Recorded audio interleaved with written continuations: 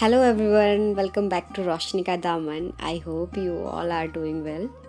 In today's class, we will discuss about some important facts related to Republic Day. Okay, so before starting today's class, if you haven't subscribed my channel yet, then please subscribe it. And don't forget to share with your friends and classmates also. Okay, so let's start. As we all know that the Indian Constitution came into force and India was declared republic on 26 January 1950. Our Constitution gave us rights and duties. Today we celebrate our culture, heritage, unity and incredible diversity. But there are some important facts we must know about the event. So let's start. Okay, so happy Republic Day to all.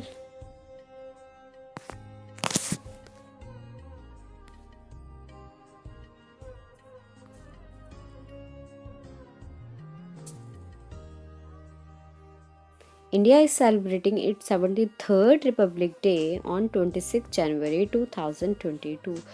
Here is the second point. Republic Day is celebrated on 26 January to mark the importance of Purna Swaraj Divas Declaration of Independence Day, which was celebrated in 1930 by the Indian National Congress to oppose the colonial rule in India. Yes.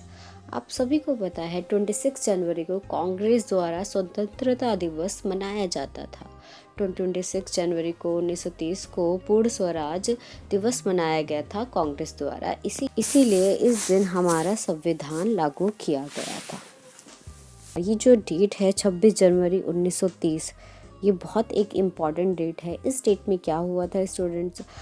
26 जनवरी 1930 को रावी नदी के किनारे तिरंगा झंडा फहराकर सबसे पहले पूर्ण स्वराज की नहीं, पूर्ण स्वराज की मतलब पूरी तरीके से स्वतंत्रता की मांग की गई थी। पूर्ण स्वराज दिवस मनाया गया था। Is why this day is very very important और इसी डेट को हमारा संविधान लागू हुआ। आपको पता है कि हमारा संविधान बनाने के लिए 70 से भी ज़्यादा देशों के संविधान को पढ़ा गया, जांचा गया। जिन जिन संविधान से जो जो प्रोविंसेस अच्छे लगे उन सबको अडॉप्ट कर लिया गया और अराउंड 64 लाख रुपए खर्च हुए थे और ये 2 साल 11 महीने 18 दिन में बनकर तैयार हुआ था। Here is our next point. The first Republic Day was celebrated 3 years after we got independence on January 26, 1950. सबसे पहला गणतंत्र दिवस हमारी आज़ादी के 3 साल बाद मनाया गया था। आप सभी को पता है 1947 में हमें आज़ादी मिली थी, स्वतंत्रता मिली थी और उसके 3 साल बाद ही रिपब्लिक डे मनाया गया था 26 जनवरी 1950, 26 जनवरी 1950 को। Okay, next point is the Indian constitution was drafted in 2 years, 11 months and 80 days.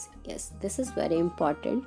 हमारा जो संविधान था वो 2 साल 11 महीने और 18 दिन में बनकर तैयार हुआ था। तो there is the next point. During 1950 to 1954, the celebration were organized at different venues until Rajpath became the permanent location. Yes, this is very important. आपको पता है कि 50 से लेकर 1954 तक हमारा जो रिपब्लिक डे था वो डिफरेंट लोकेशन पर सेलिब्रेट करा जाता था और उसके बाद राजपथ को परमानेंट प्लेस बनाया गया रिपब्लिक डे सेलिब्रेट करने के लिए। Okay, here is the next point. The first 4 Republic Day parades between 1950 to 1954 were held at different places in Delhi: Red Fort, Ramlila Ground, Irwin Stadium and Kingsway. 1950 to 1954 के 4 Republic Day हमने different places पर celebrate करे थे। यहाँ पर red fort, Ramlila ground, Edwin stadium and Kingsway में celebrate करे। Next point is very important. Dr. Bhimrao Ambedkar was made the chairman of the drafting committee Dr. Ambedkar is also known as architect of the Constitution of India. Very very important students. संविधान का निर्माण जनक भी कहा जाता है भीमराव अंबेडकर को. As he played a great role in marketing for India to have a constitution that represents each community and person of the country, Ambedkar became the first Minister of Law and Justice of Independent India. Yes, most important point, first law minister भी बनाया गया था independent India का. Okay, next point is our constitution is the longest written constitution in the world with 395 articles, 8 schedules and 22 parts. Yes, हमारा जो संविधान है उसमें 395 अनुच्छेद है, 8 अनुसूचियां हैं और 22 भाग है. आप सभी को पता है कि हमारे कॉन्स्टिट्यूशन में चेंजेस होते रहते हैं, अमेंडमेंट होते रहते हैं.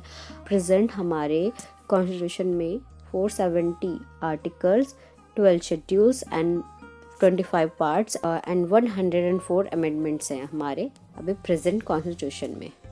आई होप यहाँ तक सबको समझ में आ रहा है. Okay, here is the next slide. Abide with me. A Christian song, Abide With Me, is played at the Republic Day parade. It is believed to be one of Mahatma Gandhi's favorite song. Republic Day में Abide With Me song बजाया जाता है. It is believed to be one of the Mahatma Gandhi's favorite song. और ये believe करा जाता है, ये माना जाता है कि ये महात्मा गांधी का फेवरेट सॉन्ग था. Okay, so next slide is Indonesia's President Sukarno was the first chief guest at the Republic Day celebration held on 26 January 1950. Yes, Indonesia के जो प्रेसिडेंट थे सुकरानो, वो फर्स्ट चीफ गेस्ट थे हमारे रिपब्लिक डे के. Next slide is prestigious awards are given by president every year. The President of India addresses the Republic Day, whereas the prime minister addresses the independence day. आप सभी को पता है 26 जनवरी को राष्ट्रपति झंडा फहराते हैं और 15 अगस्त को प्रधानमंत्री द्वारा झंडा फहराया जाता है. A majority of national awards such as Bharat Ratna, Padma Bhushan and Kirti Chakra are awarded during the republic day ceremony. Yes, ये सारे अवार्ड्स रिपब्लिक डे में ही दिए जाते हैं. So viewers, here some question for you all. यहाँ पे कुछ क्वेश्चंस हैं, इनके आंसर आपको चैट बॉक्स में मेंशन करने हैं. Okay, here is the first one. Who is popularly known as father of Indian constitution? Next one is did India adopt its constitution? Third one is which important human right is protected in article 21 of the Constitution of India? And last one is the Republic Day parade start from. Yes. Okay, so if you like this video, then don't forget to share with your friends and classmates. And okay, so please like, share and comment. Chat box पे ज़रूर mention करना आपको video कैसी लगी and next video मैं किस topic पर और किस चैप्टर पे बनाऊँ वो आप mention कर सकते हैं. Okay, so thank you so much everyone.